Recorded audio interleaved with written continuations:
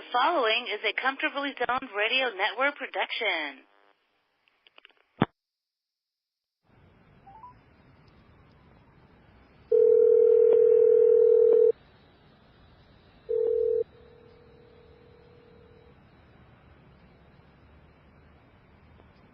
Hi, this is Doug.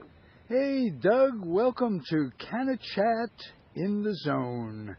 I'm Ralph Tyko with the Comfortably Zoned Radio Network, and pleasure to have you here. Doug Reil from the East Bay Canna,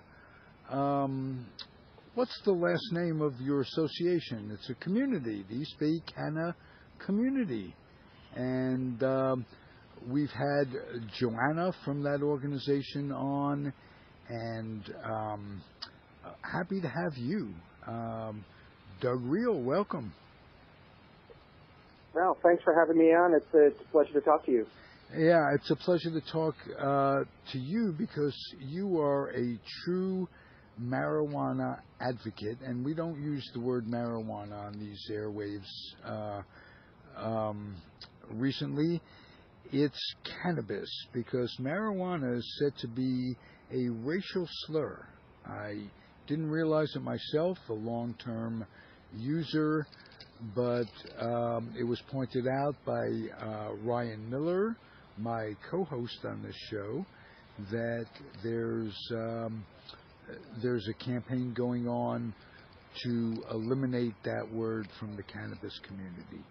So I apologize for slipping the faux pas. You're a cannabis advocate, and we've had quite an adjustment in the last 2 or 3 months in California, what with the legalization of recreational cannabis. For the last 10 years, medical cannabis has been legal, and it's kind of thrown everything up in the air and helter-skelter. Can you help us 3 months, 2-3 months into the legalization? Can you help us put a finger on what's happening and what's good that's happening and what's bad that's happening? Sure, though I will say, again, thanks for having me, Ralph. Yes, definitely, it's been a very interesting few months, and the last few months of 2017 were a very busy and changeable time. The culture of cannabis is definitely evolving. It's evolving quickly, and a lot of people are hustling to keep up with it. And there have been positive changes, but also some less positive ones since the legalization of cannabis at the recreational level. Okay, if I can identify what I think is a negative change, or if not a change, a result, is that big business is starting to rear its head in a community that I don't think was ready for it. The cannabis community itself was made up of scofflaws who were banding together so as not to let the police in on the action. And now that it's legal, it's I think it's a sign of our times. The biggest rift we have is not between the parties, the political parties. It's between the haves and the have-nots. And I think it's always been that way. It's just crystal clear of late. And to have it come into the cannabis industry is a little disheartening for an old guy who's watched things go from where you could smoke a joint and go to jail, literally, go to prison. And in some states, there are still people in prison for smoking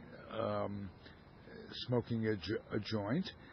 So it's come to where people have free access. They can come to it in a manner where they become educated, and all of those old reefer madness myths are being dispelled. So there are wonderful things happening for the masses, but again, the problem is that the rich try to get richer, and they seem to control the city councils of most communities, and they set up their dispensaries and what have you, and they price the little guy out. And that's my take on it. What do you, on the other hand, see that's really good? I want to hear positive things about legalization, because till this moment, I want to change. I still believe that decriminalization was all you needed. You didn't need legalization because that brought in the government, and they're getting the taxes and unnecessary controls. But I can stand to be convinced that legalization is good. So, Doug Reil, please help me change, my friend. I'm open to please. I'm here with an open mind. Yeah. Well, I in many ways, I agree with you. There are definitely some things that we all need to continue to work on in the cannabis space. Prop 64 is not perfect, but there are a lot of good signs, and I'll get to those positive things in a minute. But I would say that overall, there's a couple of really positive things that I take away from the new terrain that we find ourselves in. The first is that with the culture of prohibition, the drug laws as they were on the books, there's been an inordinate amount of people of color and other folks who've been incarcerated with cannabis crimes. And Prop 64 allows mechanisms, especially at the local level, for the resentencing of people accused and convicted of cannabis crimes. And that is a huge step that needs to take place and move quickly to right the wrongs of the war on drugs. These people never should have been incarcerated in the first place, where the culture at large is finally waking up to the benefits of cannabis. And so that's a wrong that needs to be righted immediately and as a positive benefit of Prop 64. I would also say another positive benefit of Proposition 64 and moving into a legalized space for recreation is that many folks who've grown up and have never known anything other than the war on drugs and Schedule I and illegal cannabis are now free to, maybe they were concerned about even stepping into the medical space, being so steep in the war on drugs and the just say no message. Right. And I see as a Gen Xer that's what, growing up in the 70s and 80s, that was what was really pounded into us through media, through just the messages from officials. Well, from Nancy school. Reagan, for instance. Precisely. Yeah. And so, sorry, go ahead, Ralph. I was just going to say Nancy Reagan was one of those who just say no, and of course she had the influence. Her husband was president, and it got worse. It got worse from there for a long time. Ryan Miller, my co-host, made a very interesting point. Medical marijuana has been legal for 10 years, and I wonder if the legalization of medical marijuana didn't curtail the eventual, 10 years later, the eventual legalization of recreational cannabis. Again, I faux pas.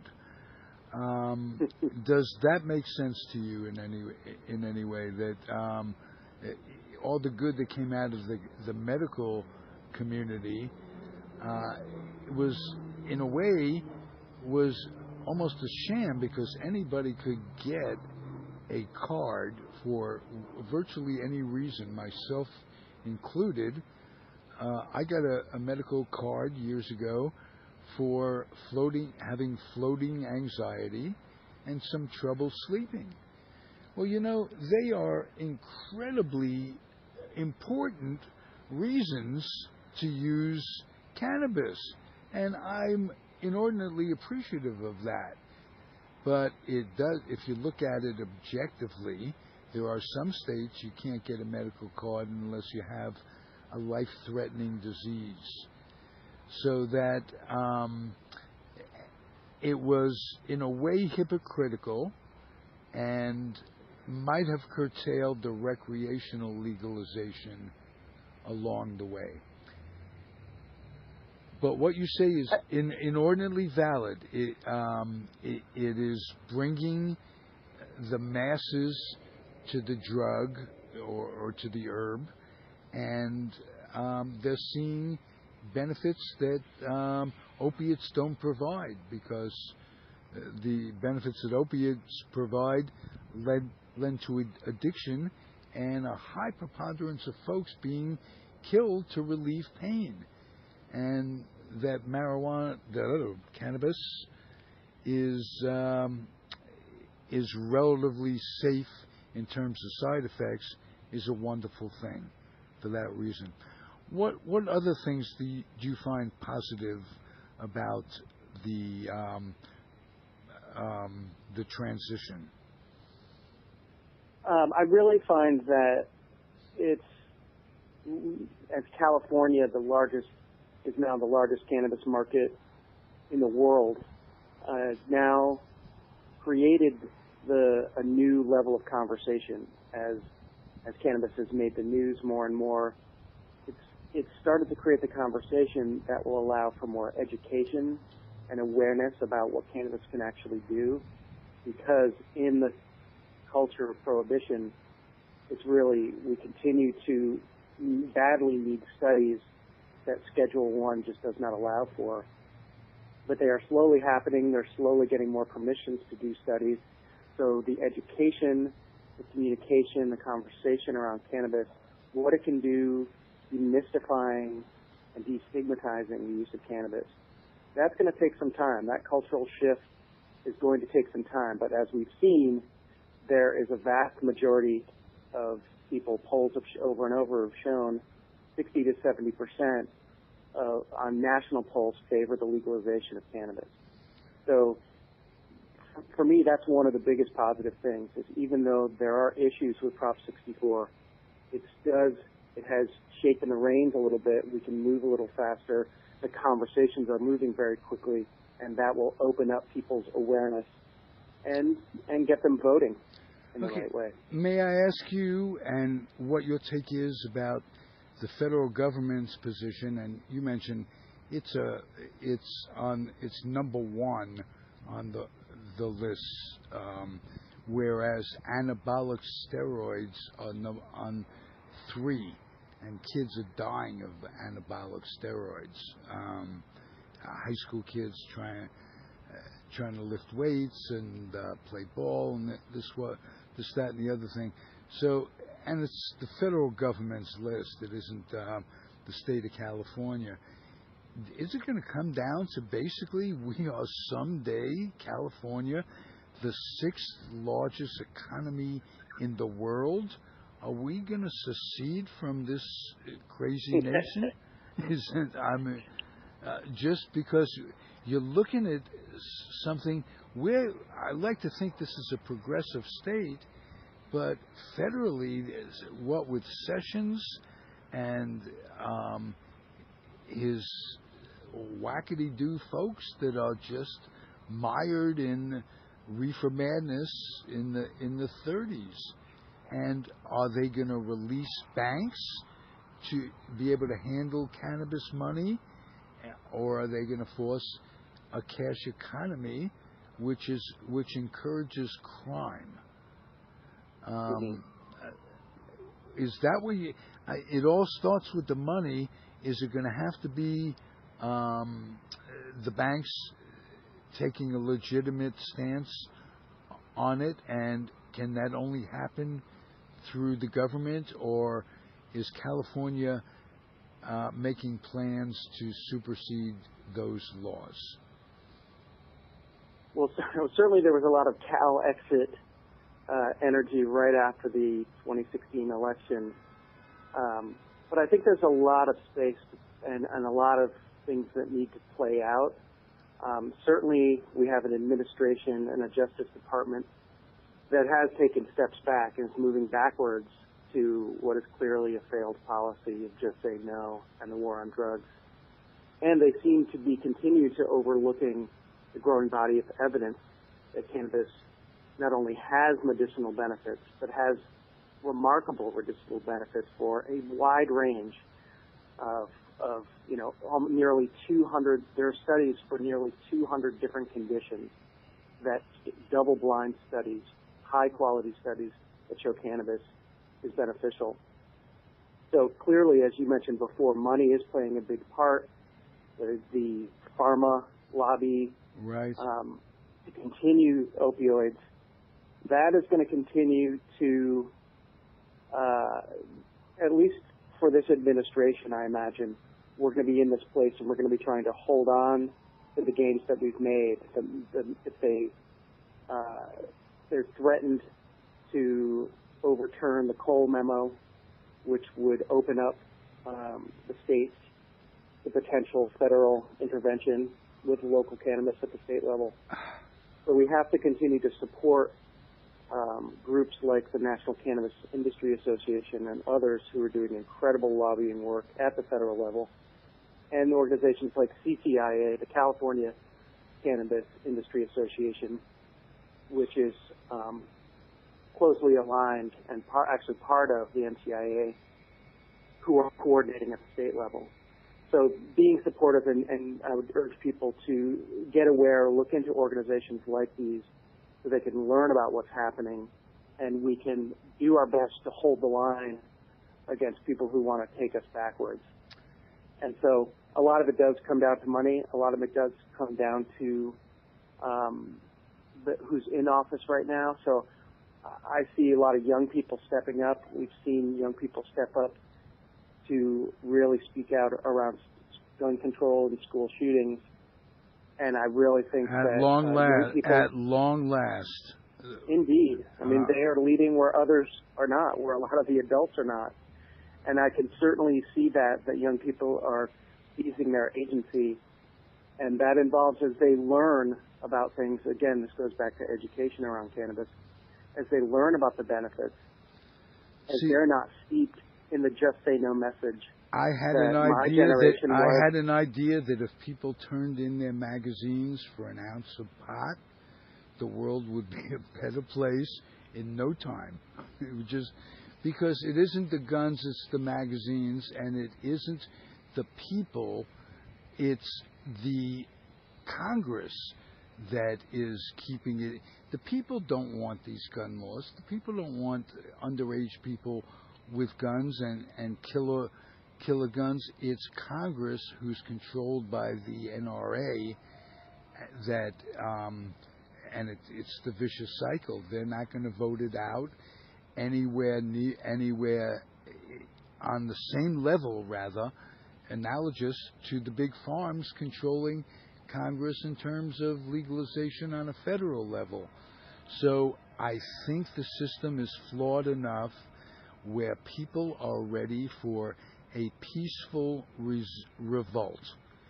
It's and that, again, in following the money, if people would take their money out of financial institutions, and just as the cannabis industry is forced to do, and put it under their mattresses, just as the cannabis industry is forced to do,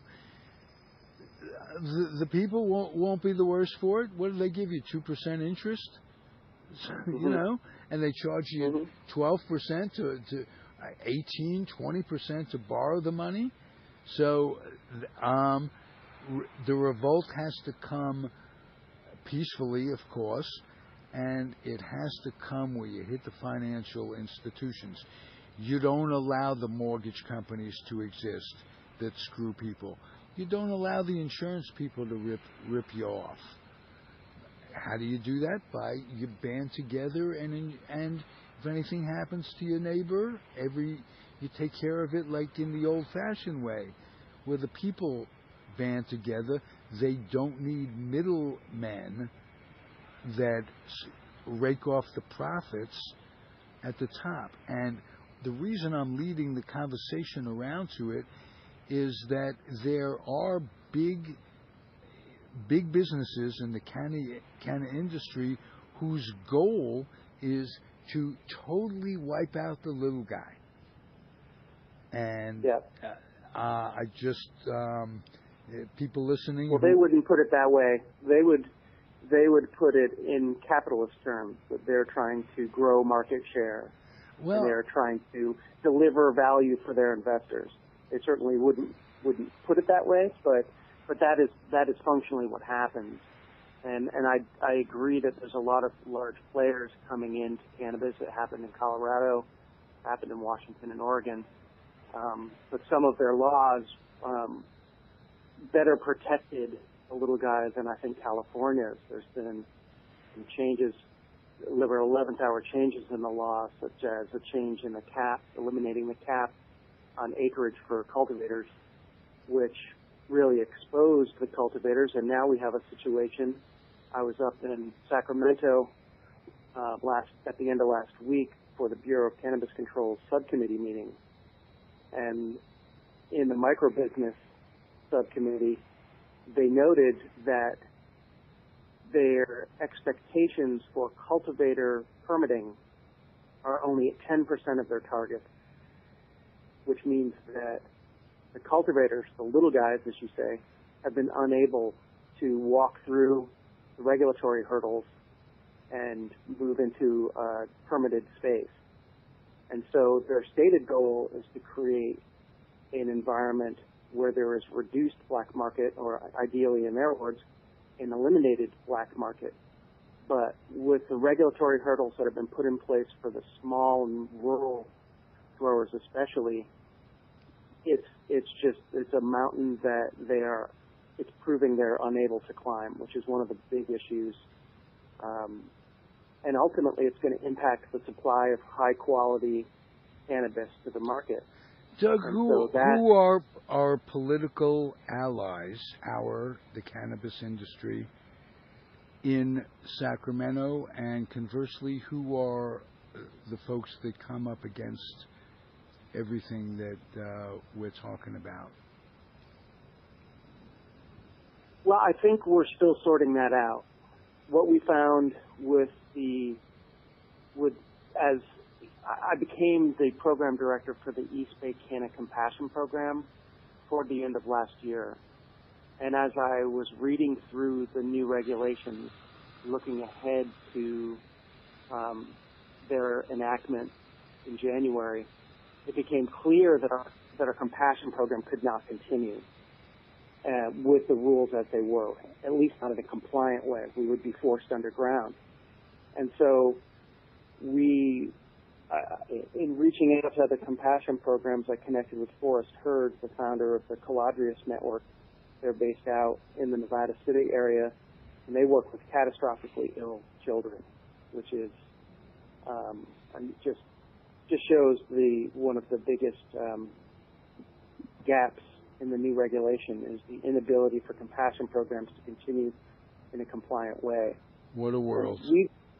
Indeed. It's like, is this analogous where they arrest people for feeding the hungry, the homeless, and what have you? It's craziness.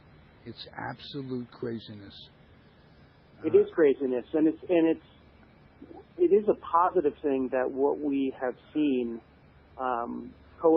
we built a coalition, and it's a growing coalition of compassion programs called the California Compassion Coalition. And what we are doing is educating each other, checking in on progress, and when there are opportunities to come together, we're doing that as we did last Thursday at the Bureau's subcommittee meetings to speak up for compassionate programs, for compassionate use, and really to retain and sustain the culture of compassionate use of Proposition 215. And so it's what we're seeing when we're speaking both at the local and state levels is, I would say, overall we're seeing a very positive response. A lot of it is educational because, unfortunately, lawmakers, I don't think they really understood the impact of the regulations and that there wasn't a compliant pathway for compassionate use and that they were leaving so many patients behind. And so it's true that we were in, as Ryan pointed out, your co-host, it is true that we were in really an unregulated space, an underregulated space for the past 20 years with Proposition 215. But now we've tipped into an overregulated space, and we need to unwind and identify where the greatest needs are and tweak the regulations and tax code as quickly as possible. And so there are, to answer your question, I feel it's been easier to find some allies at the local level because the local programs can speak directly to their neighbors who are in positions where they can make an impact, such as in Oakland, the Cannabis Regulatory Commission. When the Compassion Coalition came together at their meeting in mid-February, the Regulatory Commission passed recommendations that are very positive for compassion coalitions. They recommended that local taxes be waived for compassion programs at all level of the supply chain because currently taxes are assessed at every handoff from cultivators to manufacturers to distribution to dispensing. And even for compassionate, no one's going to turn a dollar for this, but the local governments, in other words? Well, currently the taxes are assessed on street value, not on the actual gross receipt. Okay. So even if you are giving cannabis, donating cannabis all the way through that supply chain, in the current structure, there's a 15% state-mandated excise tax as well as local taxes. So it is a first and very positive step for local commissions like the Oakland Commission to acknowledge compassion programs, acknowledge the good works they do, and to vote to eliminate those taxes at the local level. Now, that allows would there have to be voting at every local at every local level? Would there have to be approval, or could you do it through the state and just get it eliminated? Taxes for compassionate programs eliminated, and have the state do it, and it just takes care of it once and for all? Or do they have the power to do that? Does the state have the power to mandate what the cities and the towns render? My understanding is that the state does have the power to mandate that, but it would require a significant legislative shift and fix, have to change the code. But wouldn't it be easier to do it through the state, even though whatever it's required, than to have to go through each community and do it with their own little ways of doing it, of protesting it, or every community is different. You would think that going through the state might be better, but what do I know? I'll tell you that. Sure. Well, I would say that the coalition, all these compassion programs, we all have a real sense of urgency around this. It is a matter of life and death for some folks. The Sweet Leaf Collective, run by Joseph Aroni in San Francisco, they've been around since 1996. So that group has been doing compassionate work for over 20 years, and they've been serving terminal patients. So these are patients who are out of time, where cannabis is the only thing that's alleviating their symptoms, and in many cases, keeping them around. So we have a real sense of urgency. So our approach is to really look at most effective ways to move and not assume anything. So right now, it's really a dual approach, to look at the state level and to look at different pathways that we might have at the state level. And at So the same time, fighting off the feds. You know, you got a lot on your plate. We've got to keep our eyes in the back of our head, and to continue to monitor what the feds are doing. But to some degree, because of the stakes involved, we have to just keep our focus at the state and local level to get compassionate access, to get a compliant pathway, and as soon as possible. Hey, Brian, this is going to be part one. I hope you will keep coming back and updating us, and come back to the airwaves from time to time, if you would. Ralph, I would love to come back. There's a lot going on, both with this and some other activities at the East Bay Canna Community. Community is really the solution I for love a lot the of this. Community And education. I love the community. And I look forward to chatting about it. The community is terrific. I'm a senior. They welcome seniors. They have education. Melody Montgomery is in charge of the senior part of it. Jennifer is the I don't know what her title is, but she seems to run things. Joanna, rather, Aronstein. And she's the executive director of East Bay Canna Community. Okay, she's been on. Melody's been on. You're on now. I want regularity as an update what you guys are doing, and I'm so appreciative that you clarified so many things that were in the back of my head. So keep coming back and doing it. Would love to, Ralph. Thanks for having me on. I appreciate it, and thanks for supporting all the good work out there. Beautiful. The show is Canna Chat in the Zone. I'm Ralph Tyko of the Comfortably Zoned Radio Network, and we'll be back next week. Thank you again, Doug Reil. Adios, everybody. Happy trails.